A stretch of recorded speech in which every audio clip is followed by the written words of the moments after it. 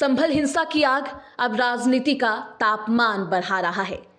इस आग में सियासत की रोटी सेकी जा रही है और इस सियासत की रोटी को सेकने के लिए संभल हिंसा का खूब प्रयोग किया जा रहा है। लेकिन सपा की मुस्लिम महिला सांसद इकरा हसन ने अब इस घटना की पोल पट्टी खोलकर रख दी है और भाजपा के लिए कुछ ऐसा बोला जिसे सुनने के बाद भाजपा आक्रोशित हो उठेगी। क्या कुछ कहा है इकरा हसन ने, हम आपको आज के इस रिपोर्ट में बताएंगे।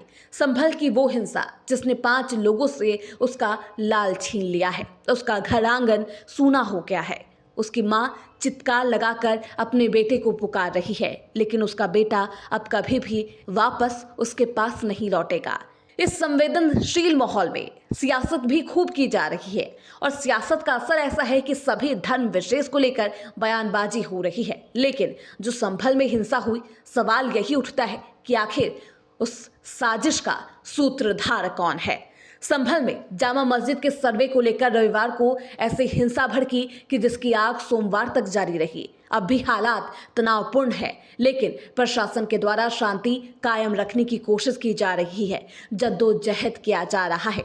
इस हिंसा में अब तक 5 लोगों की मौत हो गई। इस हिंसा की आग ऐसी फैली थी कि बच्चों को स्कूल जाने से रोक दिया गया, शिक्षा के मंदिर में प्रवेश नहीं करने दिया गया, स्कूलों को बंद किया गया। तनाव और ना बढ़े इसके लिए इंटरनेट सेवा पर भी रोक लगाई गई। इससे आप समझ सकते हैं कि हिंसा की आग में पूरा प्रदेश धू धू करके जल रहा था।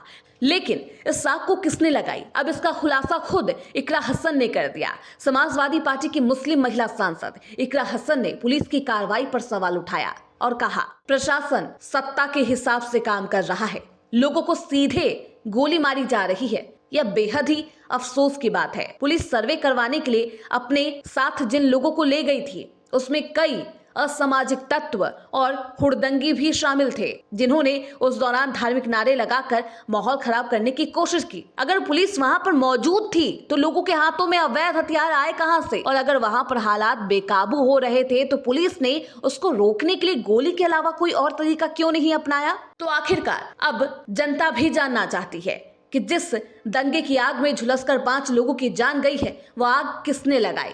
कहां से आए वो पत्थर और पत्थरबाज कहां से आए? पत्थरों को इकट्ठा कब किया गया और आखिरकार इस सब की जानकारी प्रशासन तक कैसे नहीं पहुंची? ये तमाम सवाल लोगों के जहन में उठ रहे हैं। हालांकि पुलिस प्रशासन के द्वारा लगातार कार्रवाई की जा रही है। पुलिस प्रशासन पर पत्थरबाजी की गई और पुलिस का साफ तौर पर कहना है कि उनके द्वारा गोली नहीं चलाई गई, बल्कि देसी कट्टे की गोली से लोगों की मौत हुई है। फिलहाल दोनों पक्षों का आरोप प्रत्यारोप का सिलसिला जारी है। समाजवादी पार्टी भाजपा सरकार को घेर रही है, तो वहीं बीजेपी सपा के लिए इसे धर्म विशेष की राजनीति बता रही है। बहरहाल पुलिस प्रशासन के द्वारा लगातार कार्रवाई जारी है। क्या कुछ खुलासे होते हैं, देखना बेहद दिलचस्प होगा। Bureau report, Hindustan 9 news.